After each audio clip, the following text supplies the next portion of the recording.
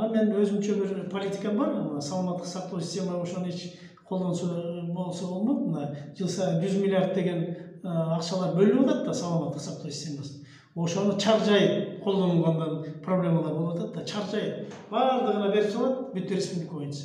Результатта эчтеке жок. Ошон үчүн мен ойлоп элем, мисалы ошондой жыл сайын ачык сүйлөш керек саламаттык сактоо. Мына кечирип койгула баардыгына. Мына быйыл мына урологияга биз беребиз баардыгын. Ошону бүт заманбап техникалар менен жабдыктар эметебиз, жасайбыз, баардыгын жасайбыз. Болду. Ремонт жасайбыз, бүт условиясын жасап беребиз.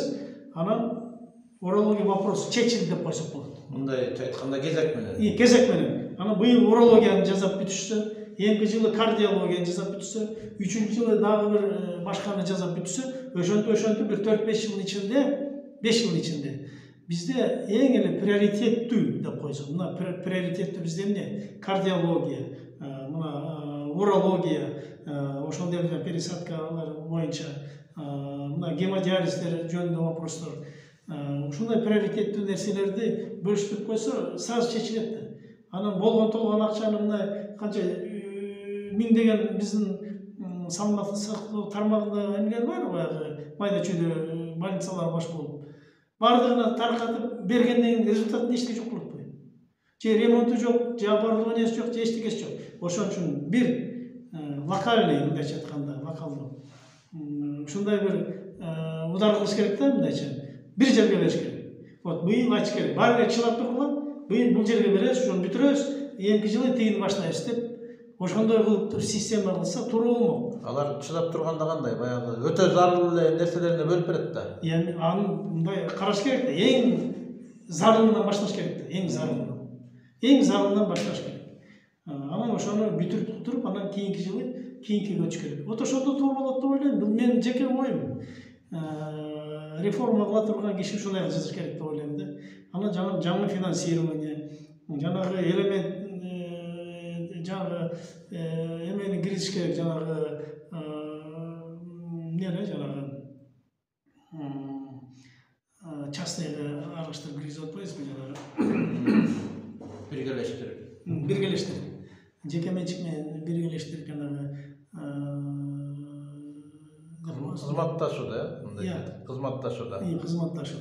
Ошону киргизиш керек да. Ошону тезирээк киргизиш керек. Частный партнерство, государственное частное партнерство. Государственное частное партнерство деген бул закон бар, бирок иштебейт. Менин оюмча бүт системага коркпой эле эч кандай бизде мындайча айтканда орусча айтканда препондор көп да. Эптеп эле бир причинаны таап, ошону жоготкуш керек. Ичи тарылык бардыгы. Ичи тарылык. Бирөө жакшы болуп баратса ичи тарайт.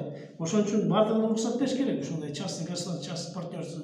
Мисалы мына мага көп эле кишилер келди, частный эмелер, бизнесмендер. Компьютер томограф коюп берейин дейт. Аны канча толгон токой эме мындайча айтканда буттосулар. Эмесе ошону бир ага жөнү помещениясын оңой да, бир помещение бошотуп берип эле уруксат берсе, ошол государственный частный компьютер томограф коюп туруп иштетсе болот да. Иштетсе болот. Бул деген оорулар эч жака чуркабайт, частныйга барбайт. Ошол жерден мисалы компьютердин ээси частный.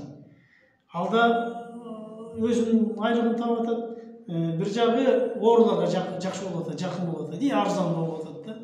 Ошон үчүн ошону киргизиш керек да. Ошон үчүн частный элемент деп атпайбы, частный медицина элементтерин киргизиш керек. Государственное частный партнерство эч закон жок эле, эч кандай башка положениясы жок эле киргизиш керек. Биздин жетекчилерге, главврачтарга, директорлорго уруксат бериш керек ушуну. Ачкыла 100% уруксат бериш керек да. Ушуну туура болот.